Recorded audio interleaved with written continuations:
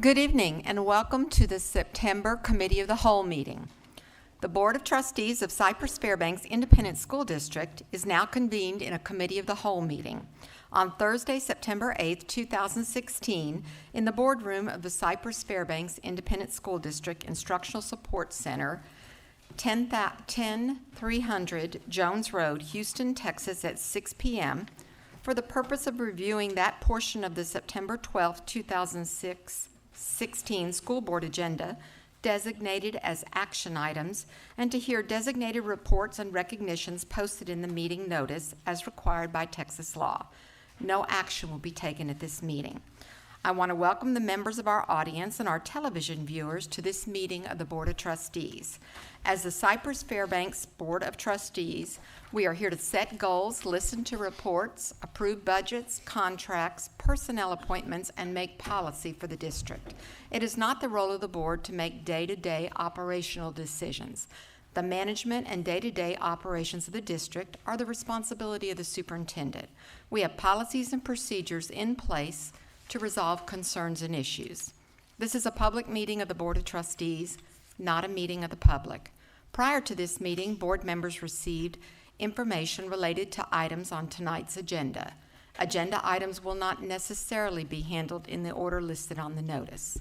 The meeting is open to all who wish to attend and hear the matters discussed. During the course of this meeting, the board may determine that a closed session is necessary.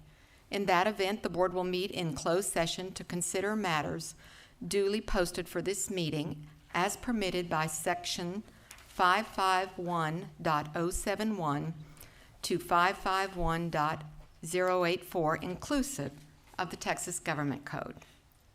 These proceedings are airing live on CFTF Channel 16 and CFTV online on the district website.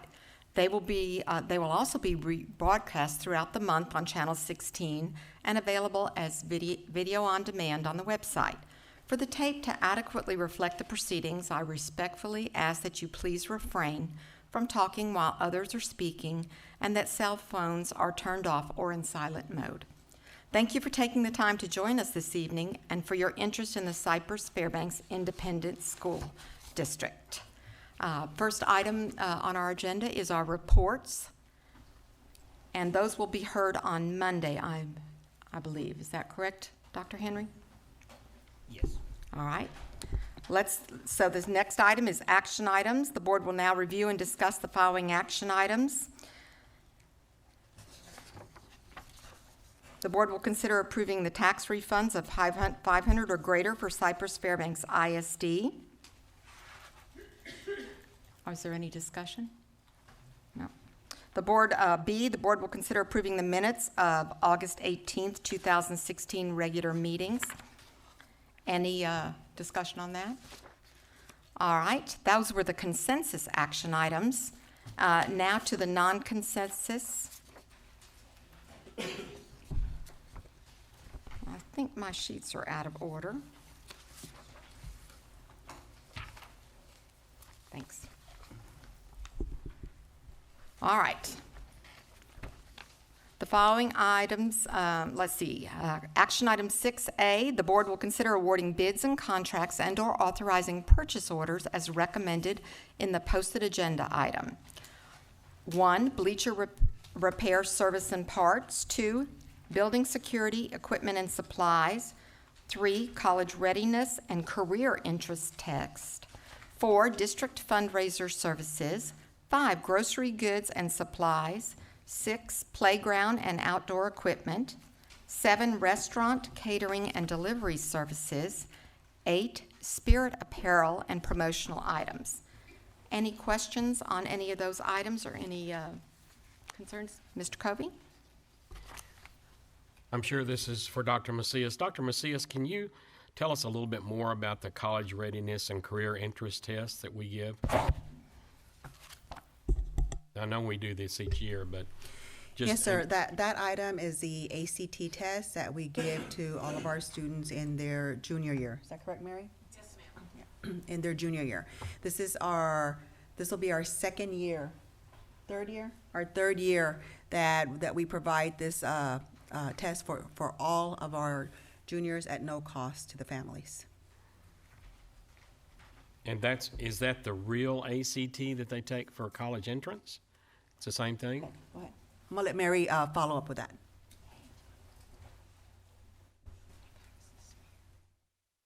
It's ACT Aspire. Thank you, Mr. Covey, for your question. We do two things. 10th graders take Aspire 10. That is an ACT product. It does dual credit qualifying for us. It identifies kids that are ready to take dual credit courses.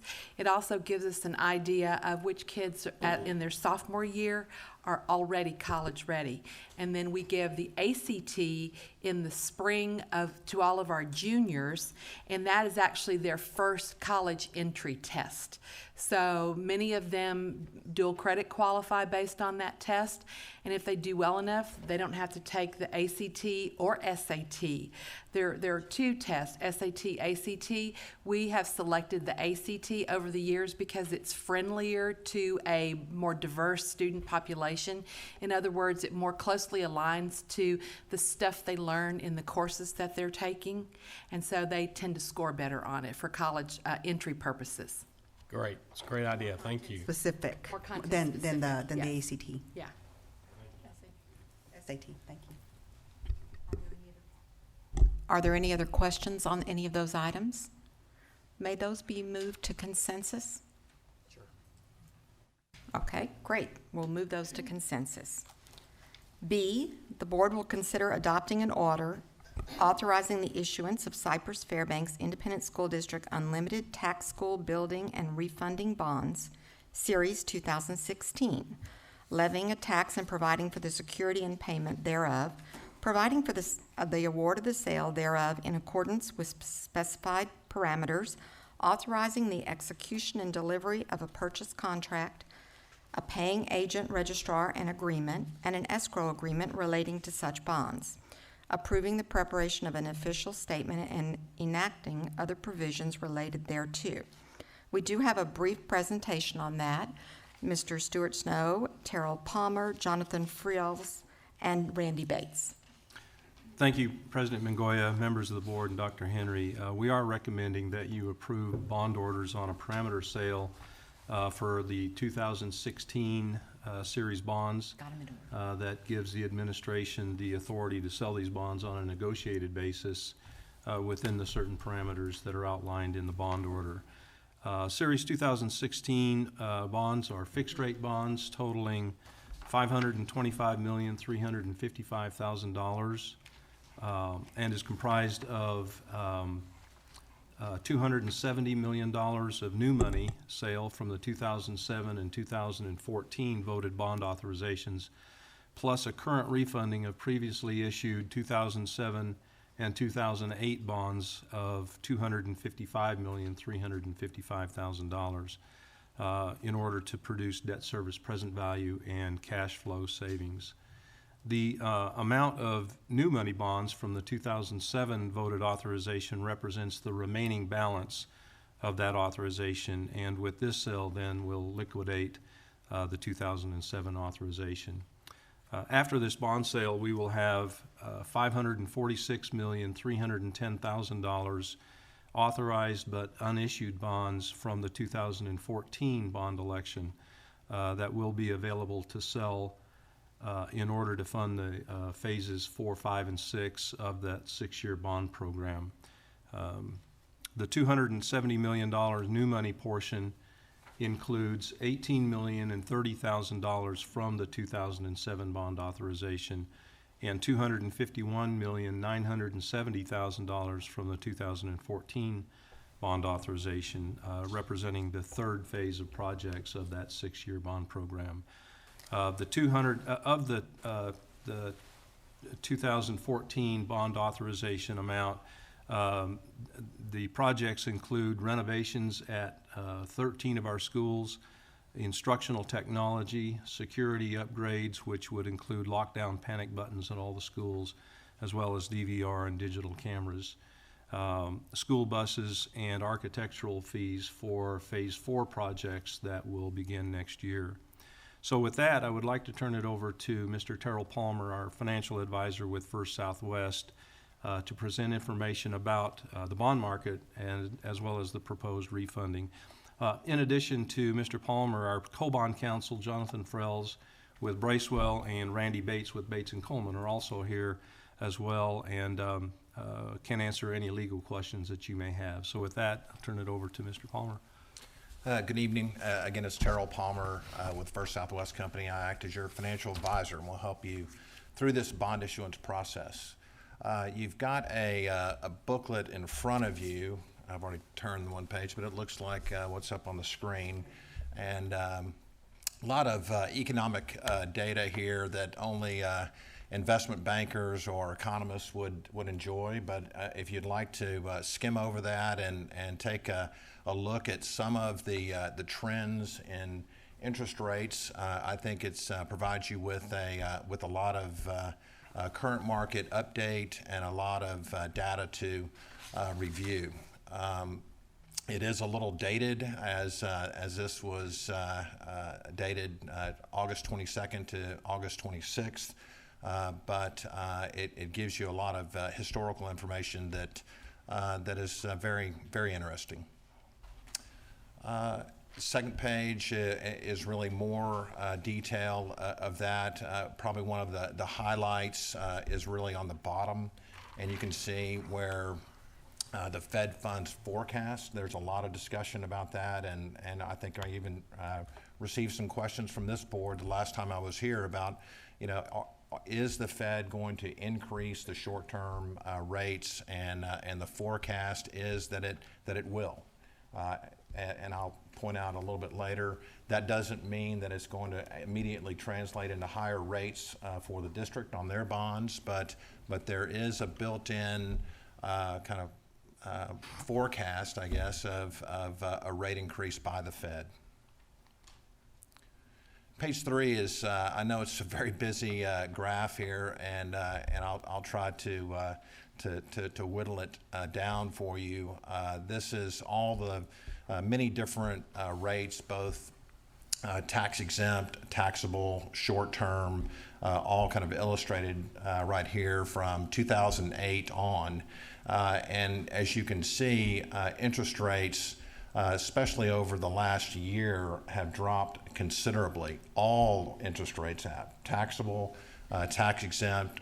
The only thing that has gone up, if you can see on the short end of, or the very bottom of those graphs, as the Fed has started increasing the Fed funds rate by 25 basis points, you can see that little blip on the very bottom rates on this graph. You can see them jump up by 25 basis points or so.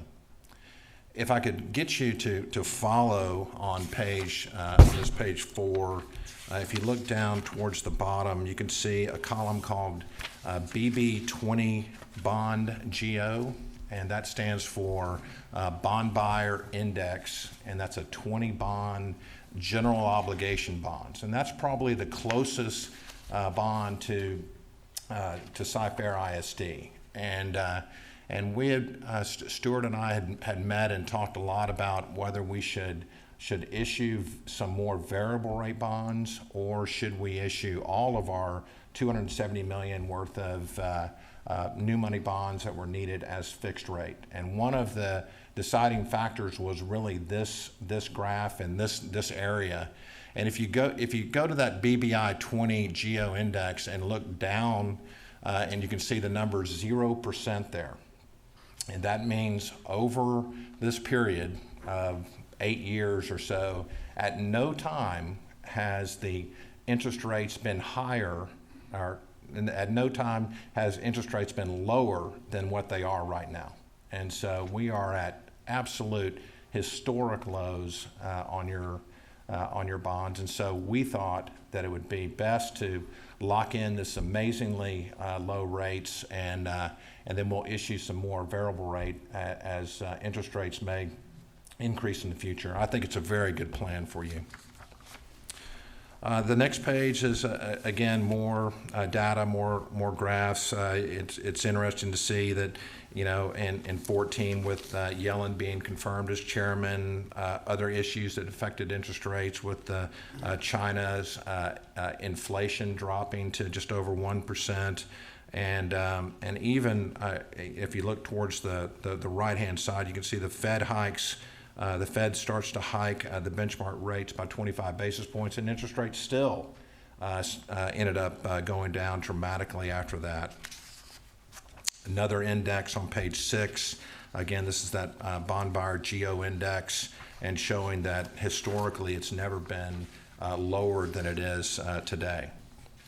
But if I could get you to flip all the way back to page 7, thank you for moving this along for me. Oh, I went too far.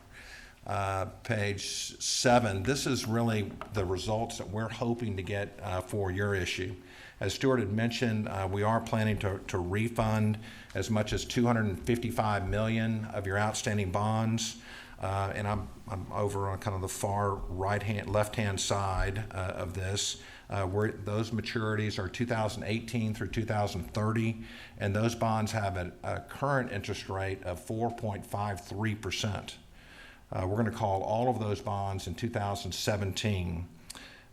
The new bonds that we will be issuing, we're going to issue even less bonds, only $200 million in bonds. We are not going to extend the maturity. As a matter of fact, we're going to shorten the maturity by 2 years, and we're expecting the interest rate on the refunding bonds to be 1.84%. So that delta, that difference between those two rates, is going to generate considerable amount of savings for the district and its taxpayers, and we're hoping to save over $62 million in debt service on those bonds. So a huge amount that will equate to, you know, almost $7 million per year in savings. If you want to look at the new money bonds, that's on the far right-hand side, as Mr. Snow's mentioned, $270 million worth of bonds that we'll be using, depositing that amount to the construction fund. 2041 will be the final maturity. We're expecting an all-in, all cost, all everything for that bond issue of just at 3%. And so that is a very good rate. We actually, because of our assessed value growth and other issues, we were able to, as that note indicates, we were able to accelerate this new money issue and really more evenly match some of the short-lived assets that we're purchasing with these bonds, which is always a good idea. So I know I went through a lot of information very quickly, but it's an excellent time. If you had to summarize the economic and where we are, it's kind of that, you know, that everybody says in golf and maybe in poker, it's better to be lucky than good. And we are very lucky right now to have so many bonds elected, being prepared to be in the market, and catching one of the historically low periods in our business. So I'm looking forward to very good results. Let me just piggyback on something that Terrell said about the acceleration of the principal to match the useful lives of our assets. As you know, and as I mentioned, some of this, about $38 million of this represents instructional technology. And so we always look at the estimated useful life of the assets that we acquire through the sale of these bonds and the purchase of those assets. And so we estimate, and what we estimated for the 2014 bond election, we communicated to the community that for the instructional technology, the estimated useful life of those assets was 5 years. And so the acceleration of principal in this bond strategy is 5 years payoff of those instructional technology. So we're not paying for those assets over a 25-year bond period. Right. Thank you, Mr. Palmer. Mr. Snow, are there any questions? Mr. Jackson? Oddly enough, no questions, but some comments. First, Mr. Palmer, thank you for anticipating my questions and already providing the answers. Very thorough analysis. I'm a bit of a data and trend geek, so I feel well fed. Tonight, you can look through that. And then secondly, Stuart, I appreciate the comments that you made that we match the debt time period, the debt maturity to the estimated useful life, because as we remember, that often comes up on local radio shows saying that the opposite is true, and I think we should always remind the viewing audience that we are being appropriate in our stewardship in this matter. So thank you for mentioning that again. Any other questions? Would the board prefer this to be on non-consensus? Yes. Good. All right. 6C, the board will consider the thank you very much, Mr. Palmer, for your presentation. The board will consider the 2016 tax rate resolution to support the 2016-17 maintenance and operations and debt service budgets by setting the 2016 M&O and interest and sinking tax rates. And again, we're going to call on Mr. Snow. Thank you. If you recall Karen Smith's budget presentation back in June, she mentioned that we would not be able to adopt our tax rate to support that 2016-17 budget until after we received the certified tax rolls from the Harris County Appraisal District. Well, we did receive those values the last week of August, and so we're here at this point in time now ready to present a tax rate for adoption. Also, during her presentation, she mentioned that the operating budget would require a tax rate of $1.04, and the debt service budget was expected to require an interest and sinking fund tax rate of 40 cents for a total tax rate of $1.44, which is unchanged from last year and the prior few years. The recommended INS tax rate of 40 cents is expected to cover the debt service principal and interest of our current outstanding bonds, as well as the expected principal and interest payments on for the additional $270 million of new money bond sale that we just talked about. And we plan to price those bonds in October and close on that transaction in November. I just wanted to make sure or provide for you information that since the May 2014 bond election, we have sold currently $640 million of new money bonds from the 2004, 2007, and the 2014 bond authorizations. And so with the closing of the sale of the new money, $270 million in November, we will have sold a total of $910 million from the 04, 07, and 14 bond authorizations. And so we have managed our long-term debt in such a way as to be able to service all of this new debt with a debt service tax rate that is actually 1 penny lower than it was in 2013 before the 2014 $1.2 billion bond election. Remember that during that period of time, we were very conservative in estimating our debt service tax rate in connection with that May 2014 election to show that we could sell the remaining 2004 and 2007 authorization bonds, as well as the $1.2 billion 2014 bonds, which totaled $1.5 billion with an increase of 4.5 cents. So we're well below that conservative projection that we communicated to the community at that time. So with that being said, we do recommend the adoption of the 2016 tax rate of $1.04 for maintenance and operations and 40 cents for interest and sinking, totaling $1.44 as described in the resolution that you have before you. in order to support the operating and debt service budgets. Thank you very much, Mr. Stewart. Are there any questions? Mr. Covey? It's not really as much a question as a statement, and this statement goes out to all of our community, because if I'm ever told anything when I'm out in the community and talking about the school district, I am told by people that we need to reduce our taxes because our taxes are too high, and yet when you look at this, and we have been basically within the same tax rate for quite some time and reduced from what we were. I think there's a misconception that it is not the tax rate that's the problem. It's the appraisal on the properties that's out there. And I think that's where people get them misunderstood, and they blame the district for the price that they're having to pay. So I would encourage anybody that's out there that's listening to please, when you hear people making these statements that are untrue, can you please share with them what we're doing on the tax rate? Thank you. Thank you, Mr. Covey. Mr. Jackson? Stuart, my questions do not pertain to the current year tax assessment because your analysis clearly provides for the funding, but it's more looking out into the future.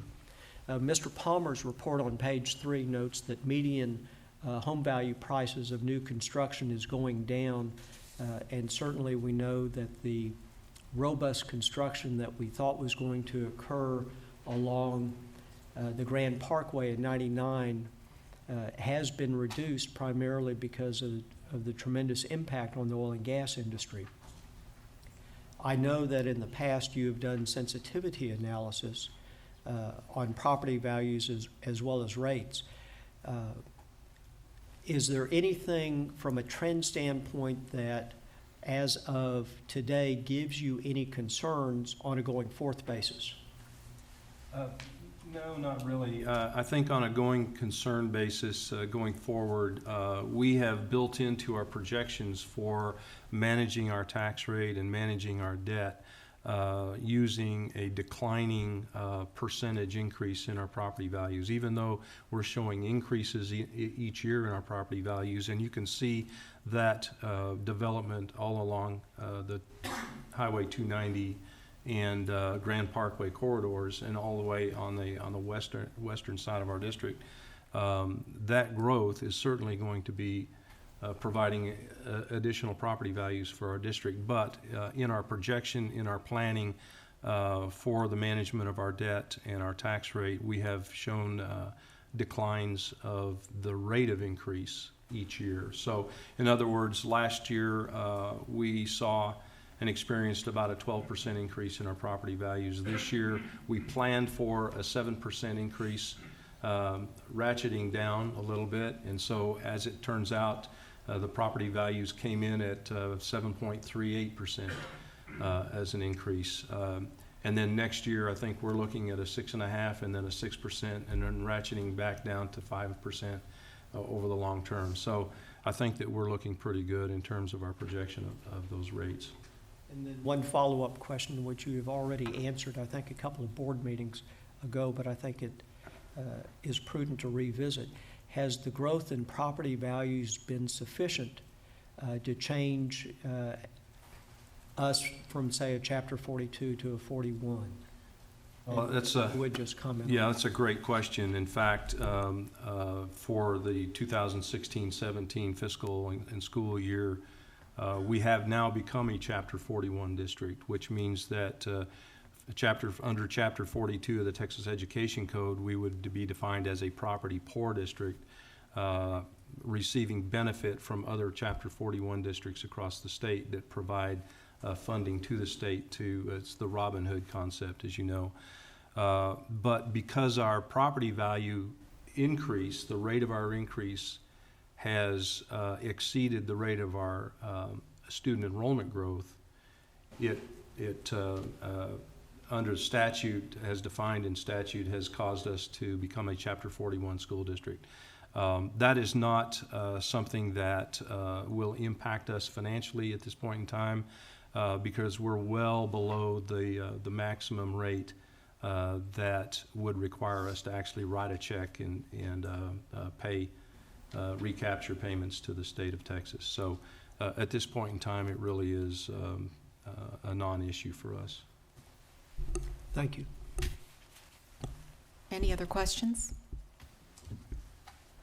Okay, I think we probably want to keep that as a separate item under non-consensus also. D, the board will consider approving on first reading additions, revisions, or deletions to district policies. 1, BBG, local board members' compensation and expenses. I want to make sure that everyone understands that we do not get paid as board members, and that is not changing with this revision. We're just looking at our travel expenses and making sure that we fine tune and make sure that it's very clear that we're following the proper policies and procedures on that.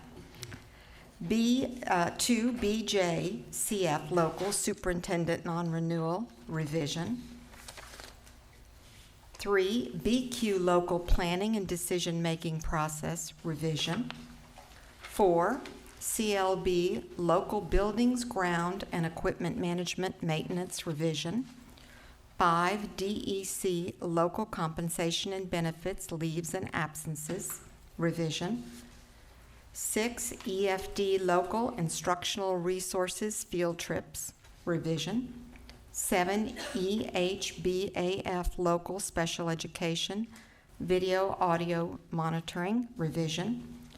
8, FEB, local attendance, attendance accounting revision. 9, FFC, local student welfare, student support services deletion. 10, FFH, local student welfare, freedom from discrimination, harassment, and retaliation revision. E, FL, local student records revision. 12, FM, local student activities revision. 13, FMG, local student activities travel. Any questions on any of these? Seeing none, could this move to consensus? All right, we'll move that one to consensus. E, the board will consider approving on second reading additions, revisions, or deletions to district policies. 1, DGBA, local personnel management relations, employee complaints and grievances revision. 2, FDB, local admissions, intra-district transfers and classroom assignments revision. 3, FNG, local student rights and responsibilities, student and parent complaints and grievances revision. I think that finishes that. Any questions on any of those items? Seeing none, can this go to consensus? Mr. Jackson, can this go to consensus? All right, we'll move that one to consensus. That brings us up to F. The board will consider approving the granting of a temporary construction easement to Harris County for driveway trench drain replacement at Aragon Middle School and authorize the superintendent or designee to negotiate the final terms and execute all related documents. Any questions on this item? Can this move to consensus? Great. F can move to consensus. G, the board will consider approving the CenterPoint Energy Houston Electric LLC blanket utility easement to provide electrical service for elementary school number 56. Do we need to have this in closed session? We don't think so. Okay. It's up to y'all. Yeah. Any questions on this item? No. Can this one move to consensus? Yes. Mr. Jackson? All right.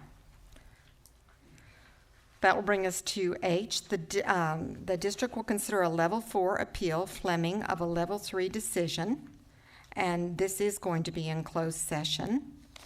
I believe that's the last item that will be in open session. Am I correct on that? All right. So, and this item, there will be no decision made tonight. We will just be in a hearing, and the decision will be made on Monday. But I will ask that all of you go home and enjoy your evening because we're going to have the hearing in this room. So we need for y'all to leave so we can get it set up. So have a great evening, and we'll see you Monday night. Thank you.